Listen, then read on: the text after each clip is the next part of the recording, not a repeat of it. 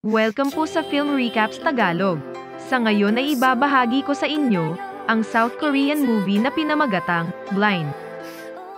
Nagsisimula ang pelikula sa isang dancing club kung saan kinaladkad ng isang police academy student na nagngangalang Minso ang kanyang kapatid na nagngangalang Dong Hyun.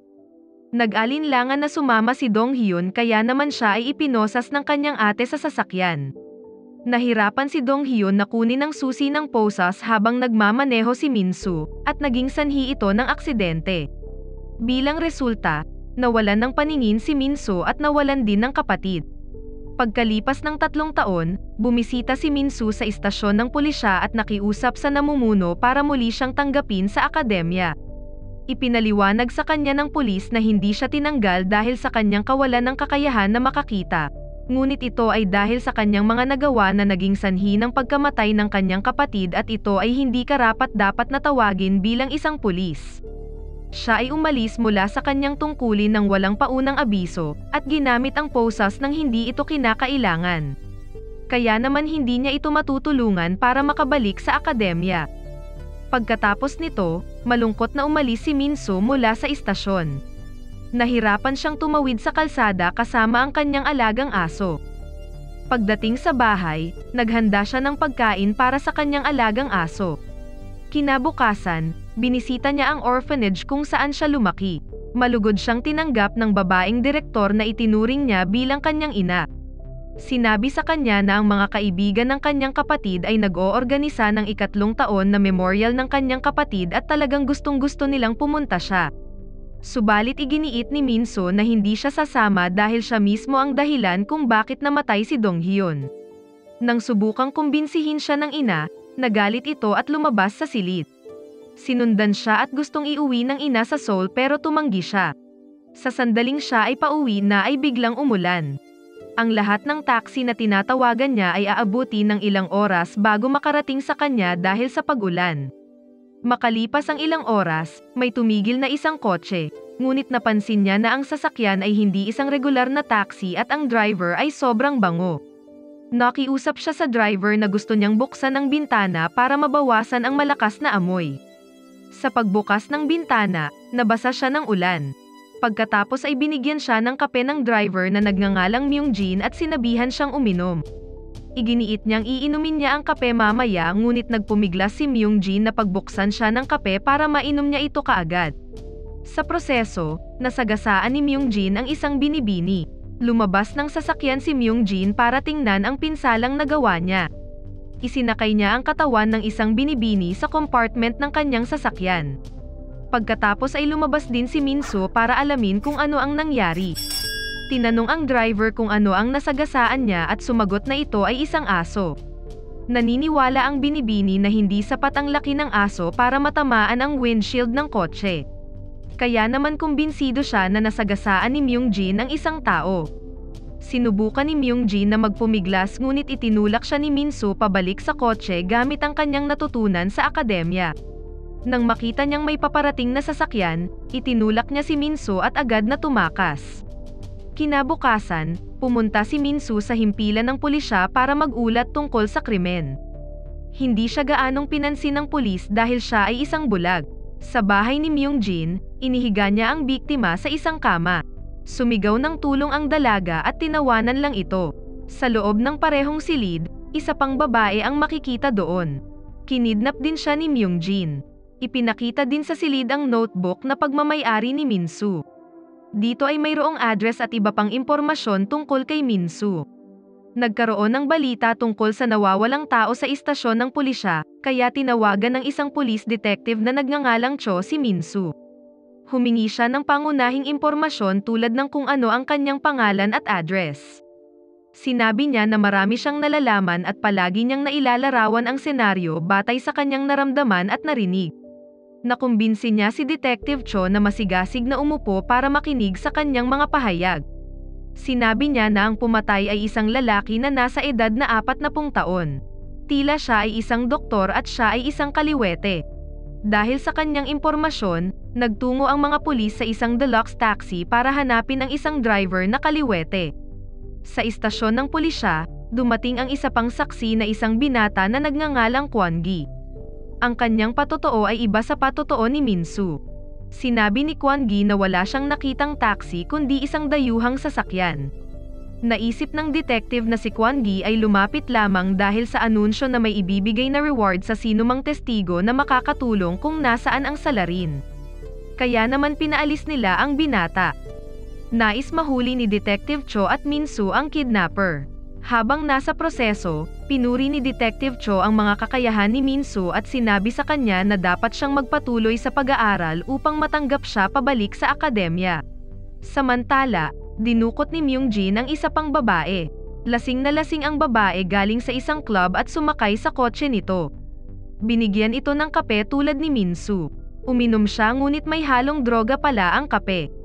Tinawagan niya si Minsu gamit ang numero ng biktima ngunit hindi siya kailanman sinagot. Isang gabi, nang si Detective Cho at Minsu ay pabalik mula sa kanilang paghahanap, binuksan ni Detective Cho ang bintana ng kotse para makalanghap ng simoy ng hangin. Ang tunog ay napansin ni Minsu na kapareho sa taxi ng salarin. Sinabi sa kanya ni Detective Cho na walang taxi ng gayong modelo kaya napagtanto nilang tama si Kwon Gi sa kanyang nakita. Noong gabing iyon, sinundan ni Myung-jin si Kwon Gi at inatake siya sa pamamagitan ng paghampas ng bato. Pagkatapos ay itinapon niya ito sa malapit na basurahan.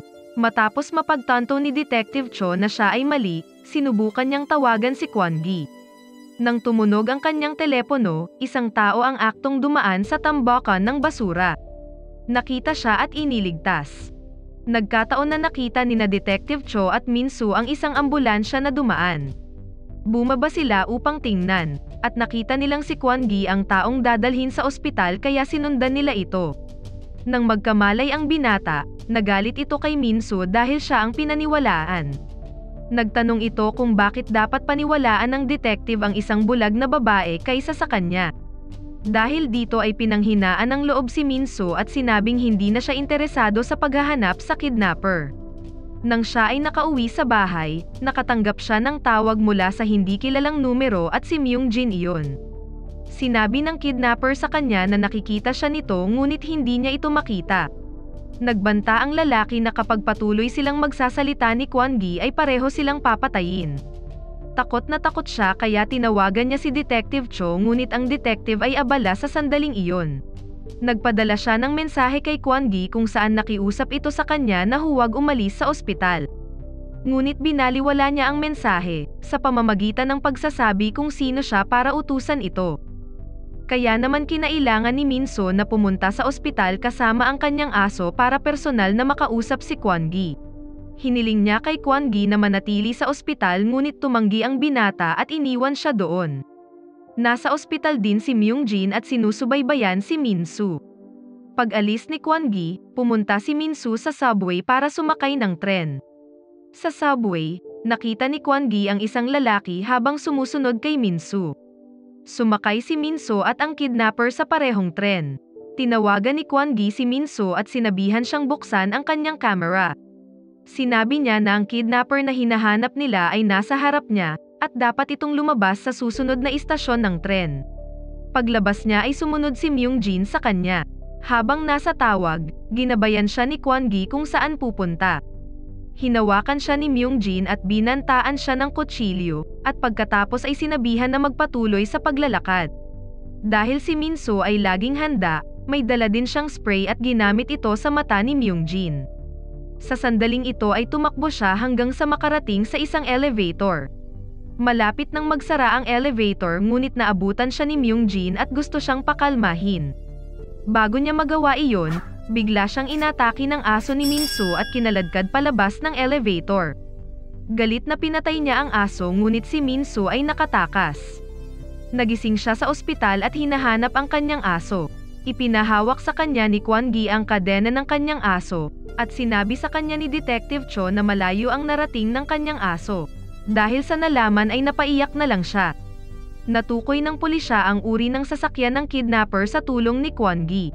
Pinaalis ni Detective Cho sina Kwon Gi at Minsu at nakiusap sa kanila na magtago sa orphanage. Naglakbay ang direktor kasama ang lahat ng mga bata, habang si Kwon Gi at Minsu na lang ang naiwan. Pinaghahanap pa rin ng mga pulis si Myung-jin. Pinuntahan ni Detective Cho ang lahat ng ospital para hanapin ang modelong iyon ng sasakyan.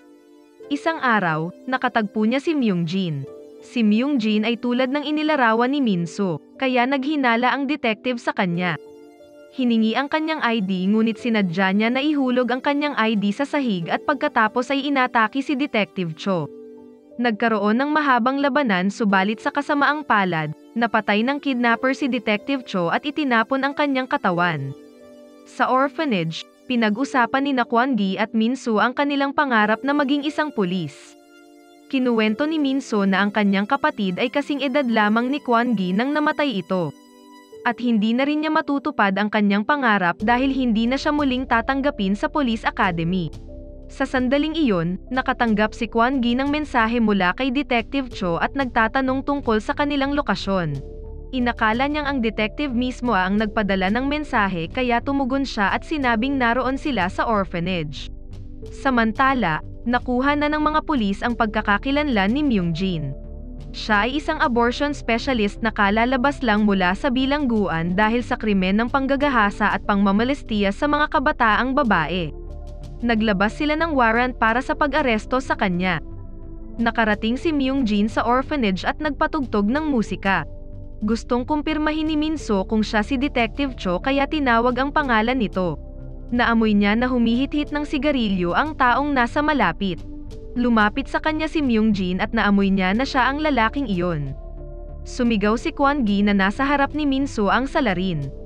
Inatake ni Kwon-gi si Myung-jin at hiniling kay Min-soo na tumawag ng pulis. Inabala niya si Myung-jin para makatawag si Min-soo ngunit putol ang linya ng telepono. Umakyat siya sa itaas para makapagtago.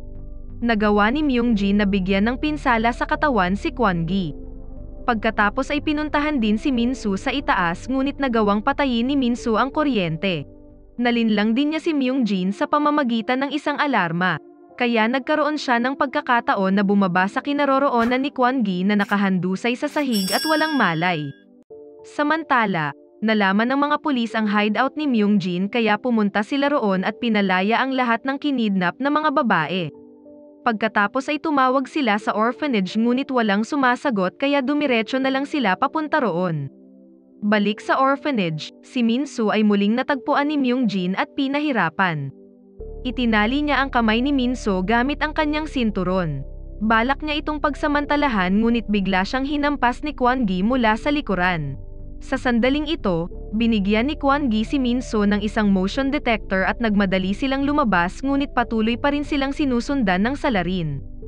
Patuloy na binubugbog ni Myung-jin si Kwon-gi. Habang naririnig sila ni Min-soo, naalala niya ang kanyang kapatid habang nasa bingit ng kamatayan. Hindi niya gustong matulad si Kwon-gi kaya naman nabuhayan ito. Binasag niya ang bintana ng kotse ni Myung-jin sa malapit kaya tumunog ang alarma at ang salarin ay lumapit sa kanya. Naramdaman niya ang motion detector na hawak niya kung saan nangangahulugan ito ng distansya ni Myung-jin sa kanya. Sa sandaling sasalakayin na siya ay hinampas niya ito ng bato at nawalan ng malay. Ilang sandali pa ay dumating ang mga pulis at iniligtas sila. Makalipas ang isang taon, kahit si Min-soo ay isa ng bulag, nagawa pa rin niyang makapagtapos sa Police Academy. At si Kwon-gi ay nakapag-enroll din sa academy. Sa pagtatapos ng pelikula ay masaya silang nagpapakuha ng litrato. Nawa ay nagustuhan nyo ang recap. Mag-like at mag-subscribe para ma-notify kayo sa susunod nating upload. Maraming salamat!